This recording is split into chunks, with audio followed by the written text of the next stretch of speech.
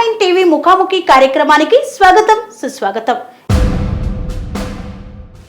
ఈనాటి మన ముఖాముఖి కార్యక్రమంలో ఆంధ్రప్రదేశ్ రాష్ట్ర జై భారత్ నేషనల్ పార్టీ మహిళా అధ్యక్షురాలు అనంతలక్ష్మి గారు ఈనాటి మన ముఖాముఖి కార్యక్రమంలో మనతో ఉన్నారు. మేడం నమస్తే అండి. నమస్తే. నమస్తే. గవర్నమెంట్ ఉద్యోగం సంపాదించుకోవాలనంటే ఎంతో కష్టపడాలి, ఎన్నో ఎంట్రన్స్ ఎగ్జామ్స్ రాయాలి, ఇంటర్వ్యూలను ఎదుర్కోవాలి. కానీ ఒక పొలిటికల్గా ఒక లీడర్ ఎమ్మెల్యే కానీ మంత్రి కానీ కావాలంటే మాత్రము కనీస అర్హతలు కూడా లేనటువంటి ప్రస్తుత రాజకీయ వ్యవస్థ నడుస్తోంది. మరి దీన్ని ఏమంటారు? అంటే అది చెప్పాను కదమ్మా, నీకు ఫస్ట్లో చెప్పాను, డబ్బు దాహం నీ దగ్గర. అంటే పొలిటికల్గా కూడా ఒక ఇలా ఉండాలి అని కొన్ని అర్హతలు పెడితే బాగుంటుందేమో కదా అని. అది పెట్టినా వీళ్ళు నమ్మరమ్మా, చెయ్యరు వాళ్ళు. ఎందుకు చెప్పమంటావా? వాళ్ళు ఒక దానికి, ఇప్పుడు నేను ఒక దాన్ని ఉన్నాను, నువ్వు డ్రింక్ పెడతావు, డ్రింక్ కన్నా పవర్ ఏదన్నా పెడతావు, అది ఇంకన్నా అది చూస్తాను, నేను ఇవి చూడను. దీనికి అలవాటు పడిపోతాను. ఓకే, ఈ జేబులు నింపుకోవడం అలవాటు, బల్ల కింద చేయాలి అలవాటు. ఒక పెన్షన్దారులకి పెన్షను రిలీజ్ పెడుతుంటే అందులో 1000 రూపాయలు ఇస్తే 200 ఇయ్యారు. అది ఒక ల్యాండ్ సర్వేకి వస్తే అక్కడ కలెక్టర్ ఫీజు మనం కడితే వీడికి 1000 రూపాయలు ఇవ్వాలి. లేనివాడి పరిస్థితి ఒకసారి ఏమన్నా ముఖ్యమంత్రి వర్యులు అటు చంద్రబాబు నాయుడు గారే కాదు ఎవరన్నా అర్థం చేసుకున్నారా? రైతు సంక్షేమం అని రాజశేఖర రెడ్డి అన్న నడుం కట్టుకుని రైతు సంక్షేమాన్ని చూశాడు ఆయన. మా అమ్మగారు మాట చెప్తాం. నాన్నగారు కొండ మీద పనిచేసేవారు. అమ్మగారికి రాజశేఖర రెడ్డి అన్న ముఖ్యమంత్రి అయ్యాక, అప్పటికి చంద్రబాబు నాయుడు ఉన్నాడు, అయ్యాకే కదా మేడం మీద అయ్యాక అమ్మగారికి 11,000 రూపాయలు పెన్షన్ ఇచ్చాడు నాన్న. 11,000. మా అమ్మగారికి 85 సంవత్సరాలు. నేను ఒకసారి వెళ్ళేసరికి రాజశేఖర రెడ్డి అన్న ఫోటో అలా పెట్టుకుంది. ఏంటమ్మా ఆయన ఫోటో పెట్టు? అమ్మా నా కొడుకులు కూతుళ్ళు మీరు ఎవరు చూడక్కర్లేదు, కానీ రాజశేఖర రెడ్డి అన్న గారు నాకు పెట్టారు. ఆ పెన్షన్ చూసి కొడుకు కోడలు చూశారు. ఆవిడ చనిపోయాక పెన్షన్ చెప్తున్నా. అంటే అంత ఘనత సాధించిన బ్లడ్లో పుట్టిన నువ్వు ఎందుకు అంత చెడ్డ పేరు తెచ్చుకోవడం? నేను కాంగ్రెస్లో గూటు మనిషిని, కాంగ్రెస్లో బోల్డ్ పోస్టులు చేశాను, ఇన్ఛార్జీలు చేశాను, ఎన్నో చేశాను. కిరణ్ కుమార్ రెడ్డి బస్సు యాత్రలో కూడా నేను నెంబర్ చిరంజీవి గారితో సమంగా బస్సు యాత్రకి ఎక్కిదాను. అలాంటి వ్యక్తి ఎన్నిసార్లు అపాయింట్మెంట్ పెట్టాను జగన్ కలుద్దామని. నో, ఒక్కసారి కూడా అవకాశం ఇవ్వలేదు. అవకాశం కూడా ఎలాగో చెప్తాను. వాళ్ళ విజయవాడ ఆఫీస్కి వెళ్ళాను ఒకసారి, నా ల్యాండ్ విషయం ఏదే. ఒక ఆఫీస్కి వెళ్ళాను, ఎవరో ఆయన మూర్తి గారు ఎవరో, ఆయన కలిశాను. ఆయన కలిసిన తర్వాత నాకు జగన్ బాబు అపాయింట్మెంట్ కావాలి అన్నాను. ఎలా ఎవరండి అన్నాను. మరి ఎవరిది ఇస్తామంటే సజ్జల రామకృష్ణారెడ్డి అపాయింట్మెంట్ కావాలంటే 10,000 అడిగాడు నన్ను. మాట్లాడడానికి 10,000 అంటే ఆయన దగ్గర తీసుకెళ్ళి కూర్చోబెట్టినాను. నాకు 10,000 ఎస్ ఇస్తాను. ముందు నన్ను అక్కడ కూర్చోబెట్టన్నా, పేపర్లన్నీ పట్టుకుని వెళ్ళాను. సజ్జల రామకృష్ణారెడ్డి చెప్పాను, ఇది స్టోరీ బాబు, ఇది పద్ధతి, ఇది తీరు, 10,000 రూపాయలు ఇస్తే నీ దర్శనం. ఈ లెక్కన జగన్ బాబు దర్శనం ఎంత బాబు అన్నా. డైరెక్ట్ ఫైట్ అవన్నీ పెడతాను, మీకు వీడియోలు పెడతాను. డైరెక్ట్ ఫైట్ 15 ప్రెస్సులతో విజయవాడలో మీటింగ్ పెట్టిన ఘనత అనంతలక్ష్మిది. అప్పుడు జగన్ పార్టీ మీదే పెట్టాను నేను. అన్యాయం నా భూముల గురించి ఎంత చేస్తున్నారు అన్నా సరే ఇప్పటికి లేవు. ఇంకా భూమి మీద పోరాడుతూనే ఉన్నాను. అక్కడ ఉన్న ఎంఆర్ఓ అని విఆర్ఓ అని కూడా సస్పెండ్ చేయించాను నా పోరాటంలో, పబ్లిక్ నోటుతో. అసలు ఎలా అమ్మా, అసలైన సొంతదారులు సంతకం పెట్టకుండా వేరే వాళ్ళు ఎలా? అంతే. ఇప్పుడు మన కబ్జా అయిన వాడు కూర్చుంటాడుగా, వాడు వచ్చి వీడికి డబ్బులు ఇస్తాడు. ఓకే, వాడిది ల్యాండ్ అంటారు, దున్నేవాడిది భూమి. అడంగల కాఫీలో నా మామ పేరు ఉంది పోళ్ళ వెంకట్రావు అని, దున్నేవాడిదే భూమి. వాడు వారసత్వం అంటాడు, వాడు రాజులు, నువ్వేం బ్రాహ్మణులే, నా మామకి ఏమన్నాడు పెళ్లి చేసుకున్నాడా ఆడమ్మ అంటే. ఇన్ని వచ్చాయి ఎక్కడ. చాలా ఫైట్ చేశాను. 2 మనుషులు పోలీస్ స్టేషన్లో అరెస్ట్ చేయించాను. చాలా ఫైట్ ఉంది, ఇంకా ఫైట్ జరుగుతుంది. అది మన పర్సనల్. కానీ ఇదనేది అంటే నాకు అన్యాయం జరిగింది. ఒక పొలిటికల్గా ఒక ఇమేజ్ ఉండి, ఎంతో పేరుండి, ఎంతో వాగ్దాటితో ఎన్నో సమస్యలను ప్రశ్నించిన మీరే ఒక సమస్యను ఎదుర్కొంటున్నారు అంటే సామాన్య ప్రజల పరిస్థితి లేదు. ఇంకా సామాన్య ప్రజలు సగం మన ప్రజలందరూ దుబాయ్ వలస, ఆడపిల్లల అమ్మకం. ఎవరన్నా అరికెట్టారమ్మా? ఏ మహిళ ఇప్పుడు మహిళా కమిషనర్స్ ఉన్నారు, మహిళా ఎమ్మెల్యేలు ఉన్నారు, మహిళా వాళ్ళు ఉన్నారు. ఆ రోజు మహిళ మీద దాడి జరిగితే ఒకరోజు స్పందిస్తారు, మేకప్ వేసుకొచ్చి రెండో రోజు కనిపించరు. దీని పని కింతే. ఈ లోపల వాళ్ళు ఇంటికి వెళ్తారు, బెదిరిస్తారు, నువ్వు రాజీకి అవ్వమంటారు, తెల్లాలేసి ఏమీ లేదు. ఇదే అమ్మ రాజ్యాంగం, ఇదే రాజుల పరిపాలన. ఇలా ఉంటే ప్రజలు ఏం బాగుపడతారు చెప్పండి? ఆంధ్రప్రదేశ్ ప్రజలు మార్పు ఎలా రావాలంటారు మరి? మార్పు అనేది ఒకటే చెప్పానమ్మా, మార్పు అనేది అవేర్నెస్. ప్రతి ఇంటింటికి వెళ్ళి పల్లెటూళ్ళు పట్టుకోవాలి, పట్టణాలు వద్దు. ప్రతి గుమ్మానికి వెళ్ళి ముళ్ళు గుచ్చుకున్న వాళ్ళ దగ్గర కూర్చొని మన కథ అంతా చెప్పుకొని వేయమని చెప్తే తప్పకుండా మార్పు అనేది తప్పకుండా వస్తుంది. మొన్న ఎలక్షన్స్లో ఏమైందమ్మా, ఇక్కడ పల్లెటూళ్ళే వేసాయి. అవును, టౌన్ ఎవరన్నా వేసారా? అంటే పల్లెటూరు ప్రజలకి ఇబ్బంది అవుతుంది, పట్టణాల వాళ్ళు సర్దుకుంటున్నారు. ఎందుకంటే పట్టణాలు అనేది వసతులు ఉన్నాయి, ఏదన్నా కూల్ చేసుకుంటే తినడానికి ఉన్నాయి, పల్లెటూళ్ళలో లేవు. అంచేత వాళ్ళని అన్నా జేడి లక్ష్మీనారాయణ అన్న నేను చెప్తున్నా, నువ్వు పట్టుకుని ఇదంతా పల్లెటూళ్ళు అస్సలు రెస్ట్ తీసుకోకు, మంచి ఇన్ టైము వెళ్తే తప్పకుండా నువ్వు గెలుస్తారు, విజయం సాధిస్తారు తప్పకుండా. కానీ ఒకరికొకరు సపోర్ట్ చేసుకోకుండా నీ అంతటా నువ్వు నీ సొంత ఇంటికి వెళ్ళినట్టు వెళ్ళిపోవాలి. తప్పకుండా ఆయన కష్టపడితే ఎంపీ అన్న అవుతారు, ఎమ్మెల్యే. రెండింటిలోనూ వెయ్యాలి ఆయన పోటీ. ఇప్పుడు నామినేషన్ ఎంపీ దగ్గర వెయ్యాలి, ఎమ్మెల్యే దగ్గర వెయ్యాలి. ఏది కొడితే అది కొడతాడు ఆయన తప్పకుండా ఘన విజయం సాధిస్తావన్నా నువ్వు. తప్పకుండా మీరు చిన్నవాడివైతే నాకు తమ్ముడివి, పెద్దవాడివైతే అన్నవి. తప్పకుండా నువ్వు ఈ సర్వే మాత్రం ట్రైబల్ ఏరియా ప్రజలకి ఏమీ తెలియదు, వాళ్ళకి పాపం అమాయకులు వాళ్ళు ఏం చెప్తే చేస్తారు. వాళ్ళు కూడా ట్రైబల్ ఏరియా ప్రజలను కూడా దండాలుగా వసూలు చేసేస్తున్నారు అక్కడ ఉన్న ప్రజలు. వాళ్ళకి ఇప్పుడు సదుపాయాలు లేవు. ఆ ఏరియాలన్నీ సస్యశ్యామలుగా ఉండేవమ్మా నా టైం అప్పుడు. అదంతా సర్వేలు చేసి స్టాళ్ళు పెట్టి పేదవాళ్ళందరికీ ట్రైజం పథకాలు ఇచ్చి ఎన్నో చేశాను మనిషిని నేను. 93 నా ఆర్గనైజేషను, 93 నుంచి నా నర్సీపట్నం మండలంలో నా ఇప్పటికి నడుస్తుంది అజీవో. ఇక్కడ కూడా అసజ్యోతి ఉమెన్ నెట్వర్క్ సొసైటీ పెట్టాను. మహిళలకి ఏమన్నా ఇష్యూ వస్తే నేను ఇది ఉంది అని నేను వెళ్ళను, నేను వెళ్ళిపోతా అంతే, కారు దిగి వెళ్ళిపోతాను, పోరాడతాను. నేను న్యాయం ఉంటే చేస్తాను, వాళ్ళకి అన్యాయం అయితే నమస్కారం పెట్టమ్మా ఈ డబ్బులు చేతులు పెడతాను. నేను చేయవలసింది ఇంతకన్నా మనకంతే పవర్ లేదు కదా. మనకనేది పవర్ వస్తే ఇంతకన్నా ఇంకా కాస్త ఇంకా బెటర్గా చేయొచ్చు. కానీ ఇప్పుడు ప్రభుత్వాలు పవర్ తీసుకోవడం అన్నంత తెలుగు తక్కువతనం మళ్ళీ ఉండదు. ఎందుకంటే మనం మంచి చేస్తున్నా మనం చెడగొట్టేస్తాడు పక్కవాడు వచ్చి. నేను ఈ రూట్లో ఉన్నాను, నువ్వు ఎందుకు ఆ రూట్లోకి వెళ్తున్నావు, నీ ఫ్యామిలీ నుంచి చేస్తాను అది చేస్తానంటే ఏం చేస్తాడమ్మా? ఒక్క ఎమ్మెల్యే సాధించలేడు, ఒక్క ముఖ్యమంత్రి సాధించగలడు. ముఖ్యమంత్రి అవ్వాలంటే ప్రజల అభిమానాలు కావాలి, ప్రజల ఓటు కావాలి, ప్రజలకు జరిగిన అన్యాయాలు ఏంటో గుర్తించుకుని ప్రజలు ఎవరిని ముఖ్యమంత్రి చేస్తే ఓటు పడుతుందని ఆలోచించుకోవాలి ప్రజలు. ఇదే రోజు మెసేజ్లు పెట్టేస్తారు, ఆంధ్రప్రదేశ్కి వెళ్తున్నాయి, అందరూ చూస్తున్నారు, కంగ్రాచులేషన్ చెప్తున్నారు. కానీ ఆ టైంకి వచ్చేసరికి వీళ్ళు పాడు చేస్తారు. కానీ ఇప్పుడు మాత్రం ఈ 3 పార్టీలు కూడా ఇంకా బీజేపీని అనడానికి వీల్లేదు. ఎందుకు చెప్పమంటావా? సెంటర్లో ఆయన ఉన్నసేపు శ్రీరామరక్ష, రాముడు రాజ్య పరిపాలన. ఆంధ్రప్రదేశ్లో బీజేపీకి అంత హవా లేదు కదా. సో ఇప్పుడు నందమూరి తారక రామారావు గారి కూతురు పురంధరేశ్వరి బీజేపీ అధ్యక్షురాలుగా ఏపీలో కొనసాగుతోంది. సో మరి ఇప్పుడు ఏమైనా బాగుంది అవకాశం ఉందా? బీజేపీ అనేది ఇంత మునుపంటే ఎవరు కూడా ముందుకు తీసుకురాలేదు. ఎందుకంటే ఇప్పుడు పురంధరేశ్వరి కూడా చాలా సీనియర్ అయిన ఆవిడ చేసిన పోస్టులు ఇన్ని అన్నీ కాదు. కాంగ్రెస్ ప్రభుత్వంలోనే ఆవిడ మంచి సీనియరు, మంచి అనుభవస్రాలు, మంచి వాకు చాతుర్యం.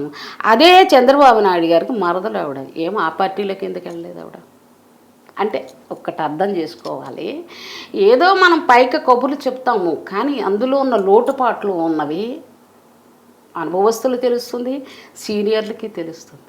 సొంత మరదలే అపోజిషన్ పార్టీ ఉందంటే మన మనస్తత్వం, మన తీరు, మనవి అన్నీ కూడా ప్రజలు గమనిస్తున్నారు. గమనించలేదని కాదు, బెదిరింపులకి కొంతమంది లొంగిపోతున్నారు. కానీ ఇప్పుడు మాత్రం లొంగరు, భయపడరు. చూడు, ఆంధ్రప్రదేశ్లో దౌర్జన్య రాజకీయాలు నడుస్తున్నాయా? ఫుల్లు. ఇంక చెప్పేదంతా ఏంటి, ఇదే దౌర్జన్యమే. ఇప్పుడు ఆ ఓటింగ్లో ఏం చేయాలంటే ఈ జయభారత్ తరపున నేను ఇచ్చే సలహా, చిన్న సలహా, అంటే మంచిదో చెడ్డదో, ఎలక్షన్ బూతుల దగ్గర ప్రతి బూత్ దగ్గర పర్మిషన్ తీసుకుని ఒక లేడీ వింగ్ని తయారు చేయమని చెప్పు. ఓకే. లేడీ వింగ్ కంపల్సరీ ఉండే, మగవాళ్ళు అయితే దౌర్జన్యాలు వాళ్ళ తరపు జగన్ తరపు వాళ్ళు ఉంటారు, తెలుగుదేశం తరపు వాళ్ళు ఉంటారు, వైఎస్ఆర్సీపీ తరపు ఉంటారు, ఉంటే జయభారత్ తరపున కూడా మహిళలే ఉండాలి అక్కడ. అదేనే ఎలాంటి వాళ్ళు ఉండాలి, వాక్చాతుర్యం ఉన్న వాళ్ళని ఎంచుకోవాలి, బూతుల్లో పెట్టాలి. అవసరం అంటే తిరగబడి వాళ్ళని పెట్టాలి. అవసరం అంటే ఈ జేబులో డబ్బులు పెట్టి చేతులు పెట్టిన పక్కకి వెళ్ళంటే ఊరుకుని వాళ్ళని పెట్టకూడదు. అక్కడ మన సర్వే ఎలా ఉండాలంటే ఇటు కన్ను అటు తిప్పకుండా సర్వే చేస్తేనే మనం విన్ అవ్వగలం. అంటే ఇవన్నీ మాకు అనుభవాలు. ఇవన్నీ ఈ అనుభవాలు నాకైతే మాత్రం చాలా, నేను ఎవ్వరు చూసి చూసి కాస్త విసుగు చెందాను. విసుగు చెందిన డిస్టర్బ్ అవ్వాల. ఓకే. ఎందుకంటే దారి అనేది నాకు తెలుసు, ఏ దారిని వెళ్తే బాగుంటానని నాకు తెలుసు, ఏ దారిని వెళ్తే ముళ్ళు ఉంటాయని తెలుసు. కానీ నేను వెళ్ళను, నా దారే నా నిదానం. మన కడుపు గురించి మనం రియల్ ఎస్టేట్ చేసుకుంటున్నాం, అది తప్పేం లేదు. అది తప్పేముంది, కూలే, అది తప్పే. వాళ్ళ దృష్టిలో ఉన్న రాజ్యాలు, ఉన్న భోగాలు, ఉన్న ఇళ్ళు, ఉన్న ల్యాండ్లు వదిలేసుకుని హైదరాబాద్ వచ్చేసామంటే అక్కడ ఉపాధి కల్పన లేదు. అలాగే నాకులాంటి వాళ్ళు ఎంతమంది మన హైదరాబాదు ప్రత్యేక తెలంగాణ ఆంధ్ర అయిన తర్వాత హైదరాబాదు ఒక 6 నెలల కావాలి డల్గా ఉంది. ఎందుకంటే మాకు తెలంగాణ వచ్చింది కాబట్టి మీరు ఆంధ్రప్రదేశ్ వాళ్ళు ఎవ్వరూ ఇక్కడ ఉండడానికి లేదనే గౌరవనీయులైన కేసీఆర్ అనౌన్స్ చేసినవి అవన్నీ చూసిన అందరం భయపడి పారిపోయిన రోజులు కూడా ఉన్నాయి. కానీ ఆ సంవత్సరంలో టౌన్ అంతా చిన్నపోయింది, కారులు చిన్నపోయాయి, జనసంచారం లేదు, స్కూటర్లు లేవు. ఆంధ్రప్రదేశ్ స్టాప్ అయిపోయింది రియల్ ఎస్టేట్. అది మళ్ళీ అనౌన్స్ చేశాడు అవకాశవాదులకు. అందరూ నా సోదరీమణులు అందరం మన కలిసి చేసుకుందాం రండి అంటే మళ్ళీ మొదలు వచ్చాం. అప్పుడు ఇక్కడ మళ్ళీ స్టాండర్డ్ అయిపోయాం. లేకపోతే అప్పుడు టైంలో పంతంతో ఉంటే మనం ఆంధ్రప్రదేశ్లో సాధిద్దాం మనం. కానీ మన వాళ్ళు ఉండనివ్వరు కదా. మన వాళ్ళం కూడా మాలా చెప్పలద్ది అంటే చెప్పల కొద్ది అంటే క్లాస్గా బతికిన వాళ్ళు కొద్దిగా క్లాస్గానే బతకాలి. కారు ఇది దానికి తగ్గట్ట వర్క్ చేసుకోవాలి, దానికి తగ్గట్ట కష్టపడాలి. కూలి చేసుకునేవాడు కూలి చేసుకోవాలి. ఆ కూలి చేసుకోవడం, ఆ క్లాస్గా బతకడం విశాఖ జిల్లాలో ఆంధ్రప్రదేశ్లో ఎక్కడ ఉందని ముఖ్యమంత్రి వారిని ఒక్క స్పీచ్ చెప్పమ్మా నాకు. ఎంతమంది అభాగ్యులు ముష్టెత్తుకుని గుళ్ళల్లోనూ అక్కడ ఇక్కడ బతుకుతున్నారమ్మా. నిలబడ్డాని నీడ లేక ఉద్యోగ అవకాశాలు ఎవరికి ఇచ్చారమ్మా? చంద్రబాబు నాయుడు ఇచ్చాడా? జగన్ బాబు ఇచ్చాడా? ఎవరిచ్చారమ్మా? అప్పుడు ప్రతి ఇంట్లో ఉపాధి కల్పన ఉండే రాజశేఖర్ రెడ్డి అన్న టైంలో నేను సాక్ష్యం. ప్రతివాడు లీడరు సంపాదించుకో, తిను హ్యాపీగా, నిర్బంధాలు లేవు, హత్యలు లేవు, దోపిడీలు లేవు, జైలు లేవు, ఏమేమి లేవు, ఇవన్నీ కూడా లేవు. ఇప్పుడు కొత్త రకం కొత్త మంత్రులు కొత్త వ్యాసాలు వచ్చిన తర్వాత ఆచారాలు అన్నీ మట్ట గడిపేస్తున్నారు. ఎంత హింసించాలంటే ప్రజల్ని అలా హింసా కార్యక్రమాల్లో ఇముడుకుపోయి పైకి వాయస్ వదిలితే మన ఫ్యామిలీ ఏమైపోతుందని భయభ్రాంతులతో బతకలేక చావలేక బతుకుతున్న జీవాలం మన ఎవరికి స్వతంత్రం ఉంది చెప్పండి? నాకు స్వతంత్రం ఉందా? నాకు పుట్టబోయే పిల్లల మీద కూడా అప్పు తెచ్చేశారు. అవతల కంట్రీ వాళ్ళు మన ఆంధ్రప్రదేశ్కి ఎందుకు రావాలి, ఇక్కడికి ఎందుకు రావాలి అంటే మన చేతులు కాల్చుకున్నట్టే కదా. ఏదో ఘనకార్యాలు చేస్తున్నారు అనుకుంటున్నారు, కానీ అప్పులు తెచ్చారు. మన కడుపులో ఉన్న బేబీ దగ్గర నుంచి కూడా అప్పు ఉంది. ఎవరికి తెలుసు? ట్యాక్సుల మీద తెలుస్తుంది, జీతాల మీద తెలుస్తుంది, ప్రతి దాని మీద పన్ను పడిపోతుంది. ఇవన్నీ ఎక్కడొచ్చాయి? ఎందుకు రావాలి? ఏం పాత రోజుల్లో పొలాలు పండించుకొని రైతులు ధాన్యం తెస్తే వండుకు తిన్న క్లాసులు లేవా? 200తో కూరలు కొనుక్కున్న రోజులు లేవా? ఖచ్చితంగా 1000 రూపాయలతో బతికినాళ్ళు లేరమ్మా? పల్లెటూళ్ళలో పాలు పోసుకొని ఇళ్ళంటే పాలు తెచ్చుకొని బతికినాళ్ళు లేరా? ఆ ఉపాధి కల్పనలన్నీ ఏమైపోయాయి? శిశు సంక్షేమం ఏమైంది, పశు సంరక్షణ ఏమైంది, కార్పొరేషన్లు అన్నీ తీసేస్తూ కార్పొరేషన్లు తీసేసావు, ఇండస్ట్రీలు తీసేసావు, డిఆర్డిఏ స్మాల్ స్కేల్ ఇండస్ట్రీలు తీసేసావు. ఎలా బతుకుతారు, ఏం చేస్తారు? చంద్రబాబు నాయుడు గారు ఏం చేస్తారు వచ్చి, జగన్ ఏం చేస్తాడు వచ్చి? దీనికి అంతటికి కారణం ఏంటి చెప్పమంటావా? ప్రజలు గుణపాఠం చెప్పాలి. నన్ను ఏం చేసినా పర్వాలేదు, ప్రజలు గుణపాఠం చెప్పాలి. మంచి నాయకుడిని ఎంచుకోండి. ఏమి ఇన్ని పార్టీలు చూస్తున్నారు, ఎంతమందిని చూస్తున్నారు? 11 సంవత్సరాలు తెలుగుదేశం ముఖ్యమంత్రిగా చంద్రబాబు నాయుడు గారు వేలారు. ఏం చేశారమ్మా? ఐటీ ఏదో ఇండస్ట్రీలు చేసామంటే అది ఎవడ సొమ్మది? ఇప్పుడు నేను చేశాను అంటున్నావు, నీదా సొమ్మది? సెంట్రల్ ఫండింగ్ నీ జేబులో ఉంది, తీసింది కాదు. ఆ సెంటర్లకు వచ్చి ఫండ్లో 10 రూపాయలు ఖర్చు పెట్టి 20 రూపాయలు పక్క వెళ్ళిపోతాయిగా. అవునా కదా? నేను చెప్పింది కరెక్టా, ఏమన్నా విరోధంగా ఉందా? ఏం లేదు, అంత వాస్తవమే. తర్వాత ఇది అయిన తర్వాత, విలీనం అయిపోయిన తర్వాత, ఈ ప్రత్యేక ఆంధ్ర ఇది వచ్చిన తర్వాత 5 సంవత్సరాలు చంద్రబాబు నాయుడు గారు చేశారు. ఏం కనకారం చేసామమ్మా? 3 సంవత్సరాల లోపల రైతుల్ని ఏడిపించి కాలినడకని ఎక్కడెక్కడికో నడిచెళ్ళి వాటర్లతో కొట్టి, రాయలతో కొట్టి, కర్రలతో కొట్టి, హింసా కార్యక్రమాలు. నేను హృదయం కదలలేదే. వృద్ధులు, పిల్లలు, హ్యాండిక్యాప్ లేడీసు పాదయాత్ర చేశారు. మర్చిపోయారా? ప్రజలందరూ మర్చిపోయారా? జగన్ మర్చిపోవచ్చు, లోపల ఉంటారు పాపం ముఖ్యమంత్రి వర్యులు. అయినా బయటకు రారు. బయటకు రావాలంటే సపోర్ట్ ఉండాలి. ప్రజలు మర్చిపోయారా? ఎందుకని ప్రజలు ప్రశ్నిస్తారని లోపల ఉంటారా? నాకు అవసరం ఏంటమ్మా? అంతే అంటారా? నాకు అవసరమైంది మళ్ళీ ముఖ్యమంత్రి టైంలో వస్తాను. తర్వాత ఇంకోటి వాల్యుబుల్ పాయింట్, తిరుపతి ఒక పెద్ద సంస్థానం మన ఆంధ్రులకి. ఆంధ్రప్రదేశ్ మనిషికే కాదు, అటు కంట్రీల వాళ్ళే కాదు, ఎవరికైనా స్వతంత్రం స్వామి. అట్లాంటి స్వామిని నిర్బంధం ఏంటి? ఆ దర్శనం ఏంటి? ఆ పద్ధతి ఏంటి? తీరు ఏంటి? మొత్తం లోపల గర్భగుడిలో అందరూ కూడా చిత్తూరు వాళ్ళే. పాన్ పరాకులు వేసుకుని గుళ్ళో లేడీస్ని చిత్తూరు వాళ్ళు చంకల్లో చెయ్యట్లాగుతుంటే మొన్న నేను తిరగబడ్డా.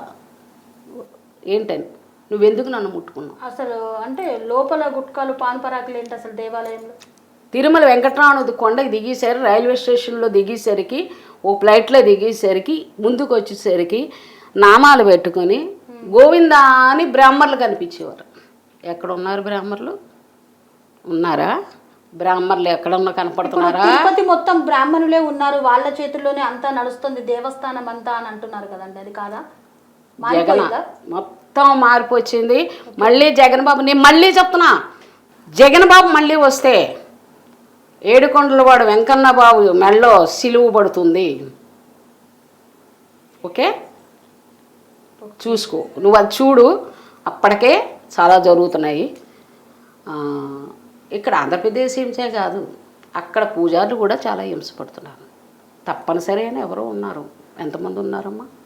లేరు. ఇంతమంది కూడా మొత్తం వాళ్ళ సంసారం, వాళ్ళ పద్ధతులు.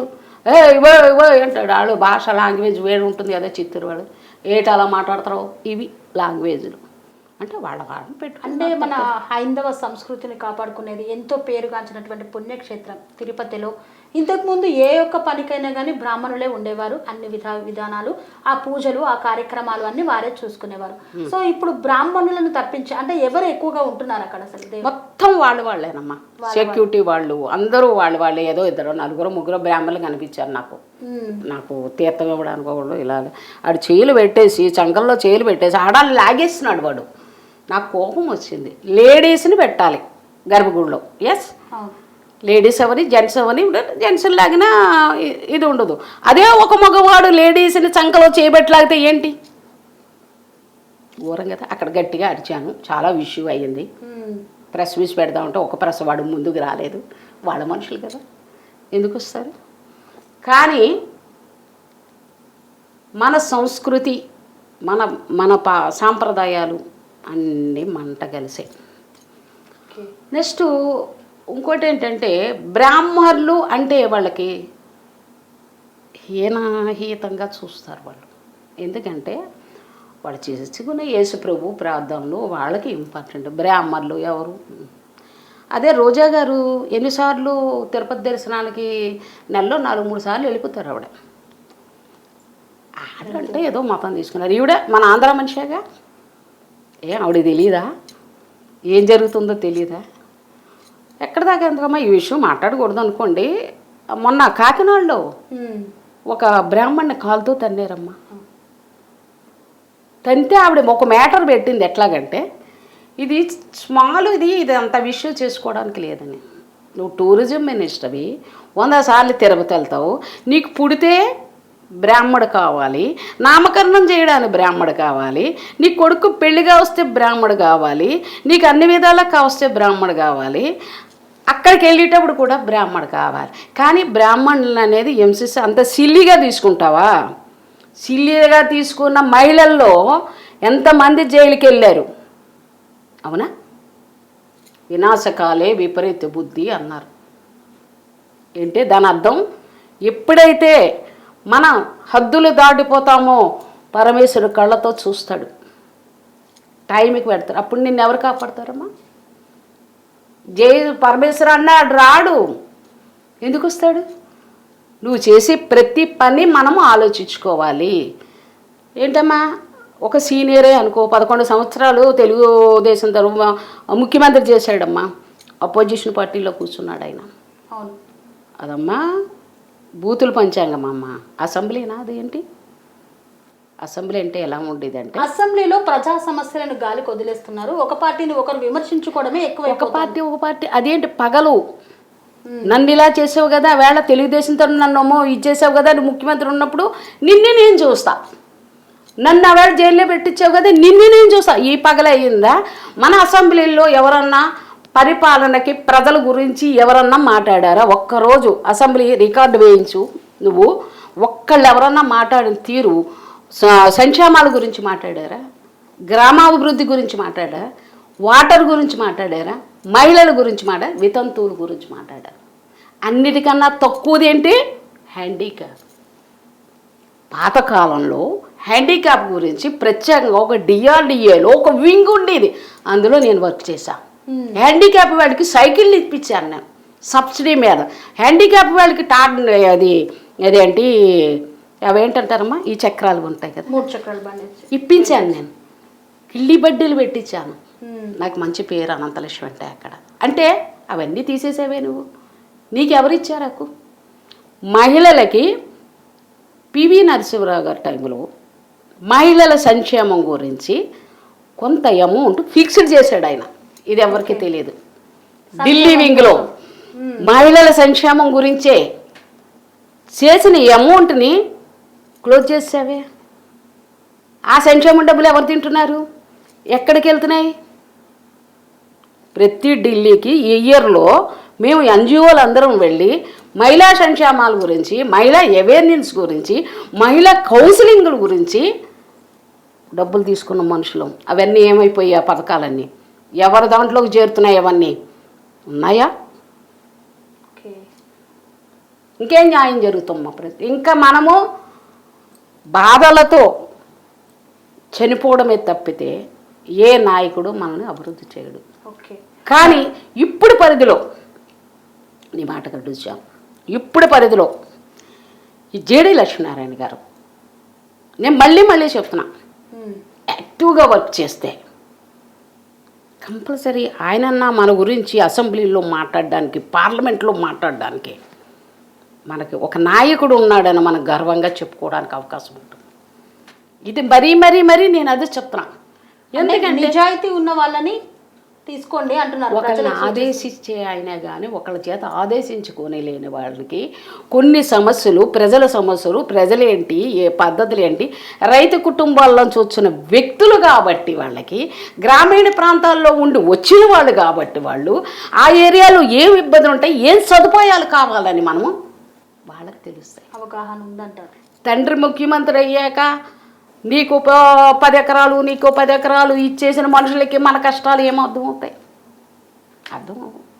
అంచేత ఎప్పుడూ కూడా రైతులాగే ఉండాలి. ముఖ్యమంత్రి నాయకుడిలాగే ఉండాలి. యువకుల గురించే పోరాడాలి. ఎంతమంది కాలేజీ స్టూడెంట్లు పెన్షన్స్ లేక మామూలు ఫ్రీ ఎడ్యుకేషన్ లేక బాధపడుతున్నారు. ఎవరికన్నా ఇచ్చారా? ఫీజు రియంబర్మెంట్ అనేదే లేదు. ఎవరికి ఇచ్చారు? ఏమన్నా అంటే రాజశేఖర్ రెడ్డి ఎంతో మంది పేద విద్యార్థులు ఎంతమంది వాళ్ళందరూ డాక్టర్లు అందరూ అయ్యి ఇప్పుడు మళ్ళీ హైదరాబాద్ కాంగ్రెస్ వచ్చిందంటే నేను గర్వపడుతున్నా. ఎందుకు చెప్పమంటావా? ఆయనలా చేయలేరే అనుకో, కానీ ఆ పక్షి ఇక్కడ వచ్చి వాలింది. ఆ పక్షి ఏంటది? హంస. పక్షుల్లో కొన్ని ఉంటాయి. హంస పక్షి వచ్చి మళ్ళీ హైదరాబాద్లో వాలింది. కొన్ని కాకులను ఛేదించిందా లేదా హంస? అర్థం చేసుకో, మనం చెప్పకల్లా. కొన్ని జంతువుల్ని వేటాడింది. వాళ్ళ పేర్లు మనం చెప్పకూడదు. సంక్షేమమే కదా అది. ఇంకా ఏముంది? ఎన్నాళ్ళు అవ్వలేగా, ఇంకా ముందు చాలా బాగుంటుంది. కార్యక్రమాలు చేస్తారని నేను అనుకుంటున్నా. ఎందుకంటే ఆ పరిపాలన వేరు ఉంటుంది. ఆ గూటి పక్షి కాబట్టి ఆ గూటి పక్షిని కాదు, అంటే నాకు ఆ పార్టీ విధి విధానాలు ఒకటమ్మా. ఎంతమంది ఎలా ఉన్నా, ఎన్ని పార్టీల్లో ఎలా ఉన్నా, పార్టీలో మాత్రం ప్రోటోకాల్ మెయింటైన్ చేస్తారు కాంగ్రెస్ పార్టీ వాళ్ళు. కాంగ్రెస్ పార్టీలో ఎక్కువ శాతం ఇప్పుడు నేను సీనియర్ని అన్న గొడవలు ఎక్కువ కనబడుతూ ఉన్నాయి. ఉంటాయి కానీ సీనియర్తో ప్రోటోకాల్ ఉండవు. ఓ ముఖ్యమంత్రి ఉన్నారు అనుకో, ఆయన వెళ్ళాక మిగతా వాళ్ళందరూ వెళ్ళాలి. వీళ్ళు అలా కాదు కదా. ముఖ్యమంత్రితో ఎగబడిపోవడమే, టూర్లు వెళ్ళిపోవడం, ఇవి వెళ్ళిపోవడం ఏంటది? అది మనం చేసే నాయకత్వంలో మనము కంపల్సరీ ప్రోటోకాల్ చేయాలని ఫస్ట్ తీర్మానం చేసుకోవాలి. తీర్మానం చేస్తే అవతల వాళ్ళకి ఆ వర్క్ వస్తుంది. అంచేత కొన్ని చోట్ల మాలాటాలు ఇమ్మడలేం. ఎందుకు ఇమ్మడలేమంటే మనం ఒక పద్ధతిలో వెళ్ళిపోయాం, సిన్సియర్గా వెళ్ళిపోయాం. చిరంజీవి అన్నతో నేను స్పోక్ పర్సన్ చిరంజీవి గారి పార్టీలో. మేమంతా గ్లామర్ పార్టీల నుంచి వచ్చిన వాళ్ళము, చక్కగా హ్యాపీ, చాలా ఆ తీరు వేరు. తర్వాత కూడా హ్యాపీగా కూడా చాలా హ్యాపీ అయ్యాము. ఈ ఆంధ్రప్రదేశ్ ప్రభుత్వాన్ని చూస్తే మాత్రం ఇప్పుడున్న వైఎస్ఆర్సీపీ ఇప్పుడున్న కాదు, పాత ఉన్న వాళ్ళు కాదు, అందరూ ఒకలాగే ఉన్నారు. తర్వాత ప్రజారాజ్యం పార్టీ పెట్టి చిరంజీవి గారు విలీనం చేసి తప్పు చేశారంటారా? తప్పు చేయలేదు. ఆయన తప్పు ఎప్పుడు చేయడు. ఎందుకు చెప్పమంటావా? మా అన్న కాబట్టి, నా పార్టీలో ఉన్నాను కాబట్టి ఆయన ఎప్పుడూ తప్పు చేయడు. ఎందుకు విలీనం చేశారు? ఎందుకు విలీనం అంటే అప్పుడులో కూడా రాజశేఖర రెడ్డి గారికి చంద్రబాబు నాయుడికి పోటీ ఒక ఓట్లు చీల్చాలంటే ఒక గ్లామర్ పార్టీ దిగాలి. అప్పుడే కదా ఫస్ట్ కదా గ్లామర్. రామారావు గారు తర్వాత మా చిరంజీవి గారే. గ్లామర్ పార్టీ దిగాలంటే చిరంజీవి గారిని. అల్లూరు రామలింగ బాబాయ్ ఉన్నంతసేపు కూడా చిరంజీవి గారిని నువ్వు యాక్ట్ చేయడానికి వీల్లేదు, అక్కడికి వెళ్ళడానికి వీల్లేదు అని చెప్పారు. ఆయన చనిపోవడంతో ఇంకా లొంగాడు ఆయన. అల్లు అరవింద్ గారు వీళ్ళందరూ కలిపి ఏదో తల ఉంచి అగ్రిమెంట్. పార్టీ గెలిచిన వెంటనే మీ పార్టీ వాళ్ళతో మాకు వీలేను ఓట్లు చీల్చారు. అప్పుడు చంద్రబాబు నాయుడు ఓడిపోయి రాజశేఖర రెడ్డి అన్నకి వచ్చారు. అది అంతేగాని రాజకీయం కానీ అన్న తప్పు కాదు. అన్న ఒప్పందమైంది చేశారు. ఆయన అబద్ధం ఆడలేదు. నేను 18 మంది సీట్లతో గెలిచాను. నేను ఎందుకు అవ్వాలి? అపోజిషన్ పార్టీలో కూర్చుంటాను లేదు. రాజశేఖర రెడ్డి అన్నకి సోనియా గాంధీ గారికి ఇచ్చిన మాటకి ఆయన కట్టుబడ్డాడు. ఉన్నారు కాదు, కట్టుబడ్డాడు. అంచేతనని స్పీకర్ ఎలక్షన్స్లో కూడా 18 మంది, అప్పుడు కిరణ్ కుమార్ రెడ్డి అన్న స్పీకర్ కావాలి బాగా గుర్తు. ఎలక్షన్స్లో లాస్ట్కి వచ్చేసరికి 18 ఓటే కాంగ్రెస్ నిలబడిందమ్మ. అప్పుడు మా చిరంజీవి అన్న గ్రేట్ అది. అంచేతనని అప్పుల్లో కూడా కాంగ్రెస్ ప్రభుత్వం కూడా చిరంజీవి అన్న గారికి మంచి గౌరవం, వాళ్ళ తరపు మనుషులకు మాకు మంచి రెస్పెక్టు అట్లాగిచ్చి నాకు చాలా పోస్టులు ఇచ్చారు. చాలా మంచి పోస్టులు ఇచ్చారు. చేశాను శుభ్రంగా. మంచి పేరు మాత్రం మేము ఇప్పటికీ అనంతలక్ష్మి అంటే గాంధీ భవన్లో కాదు ఎక్కడైనా చాలా బాగా చేశారనే గౌరవం అనేది ఉంది. కనుక మన చరిత్ర అనేది మనం చెప్పుకోకూడదు, ఎదటాలు చెప్పాలని చిరంజీవి గారు అంటూ ఉండేవారు నన్ను. ఆవిడ పొగడితే ఆవిడ కదా నేను చెప్తానండి వారు. అంచేత మంచి లీడర్షిప్ చేశాను అన్నతోనూ. నెక్స్ట్ అనేది ఇప్పుడు కూడా ఆంధ్రప్రదేశ్లో జేడి లక్ష్మీనారాయణ గారికి మళ్ళీ నా గొంతు వాయిస్తో వినిపిస్తున్నానన్నా, మీరు తప్పకుండా ఇంత పిసరు విశ్రమించొద్దు, గ్రామీణ ప్రాంతాలకి వెళ్ళిపోండి, అవే మిమ్మల్ని రక్షణగా రాఖీ కడతాయి మీకు. నేను ఈవేళ చెప్పాను, అదే పని ఆయన చేస్తే తప్పకుండా ఆయన విన్ అవుతారు. తర్వాత ఈ 3 పార్టీలు కూడా నేను బీజేపీ పార్టీని ఏమన్నా నాకు ఫేవర్ మా మోడీ అన్న అది ఆయన నేనేమన్నా, ఈ 2 పార్టీలు కూడా చిత్తుగా ఓడిపోతాయి అంటారు. రావు. అయితే ఇంకోటి ఏంటంటే 3 భాగాలుగా వస్తాయి అమ్మ. ఇప్పుడు 3 భాగాలుగా వస్తాయి. మరి ప్రజల్ని విధి విధానాలు బట్టి, ఆ గ్రామీణ ప్రాంత విధి విధానాలు బట్టి, అక్కడ డబ్బు ఓటింగ్ బట్టి మళ్ళీ హింస తెచ్చుకుంటాం, మాకు మళ్ళీ ఇదే అలవాటు బాబు అన్నాడు అనుకో, గోయింద మన ఆంధ్రప్రదేశ్ ఇంకీ ట్రిప్పుతో స్మాష్. మొన్నే చూసావా ఎంత స్మగుళ్ళు వచ్చింది. కొంతమంది లీడర్లు వాళ్ళ పేర్లు మనం ఎందుకు చెప్పడం, చాలామంది లీడర్ల పేర్లు వచ్చేస్తాయి. అంచేత నాది ఆంధ్రప్రదేశ్ కాబట్టి, నాకు ఒక ఓటు అక్కడ ఉంది కాబట్టి నేను ఆంధ్రప్రదేశ్ గురించి ధైర్యంగా మాట్లాడగలిగాను. ఇది ఎవరైనా మనసు నొప్పిస్తే నేనేం చేయలేను. మీకు తెలుసు నేను మాట్లాడినవన్నీ కూడా. అందరూ ఏం చేశారు, ప్రజలకు ఏం చేశారు, ఎంతంత డబ్బులు ఎక్కడికి వెళ్ళాయి, ఎంతంత అవుట్ ఆఫ్ కంట్రీ అన్నీ తమరికి తెలుసు. అంచేత మేము అవన్నీ పక్కన పెట్టండి, పేర్లు మాకు అనవసరం. ఆంధ్రప్రదేశ్ను మాత్రం ఈ మాట వచ్చి ముఖ్యమంత్రి వర్యులు ఎవరో కాపాడాలి కోరి ప్రార్థించుకుంటూ, ఈ రెవెన్యూ డిపార్ట్మెంట్, ఇదే పోలీస్ డిపార్ట్మెంట్, ఇదే మొత్తం వీళ్ళని అరికట్టాలి. రెవెన్యూ డిపార్ట్మెంట్కి ఉట్టినే సేవలు చేయటం లేదు. ఒక కలెక్టర్ అయినా, ఎంఆర్ఓ అయినా, ఆర్ఐ అయినా, అందులో ఉన్న స్టాఫ్ అయినా గవర్నమెంట్ సొమ్ము తీసుకుంటున్నారు. ఎందుకు? ప్రజలను కాపాడడానికి, ప్రజల డబ్బుతో మీరు తినడానికి కాదు.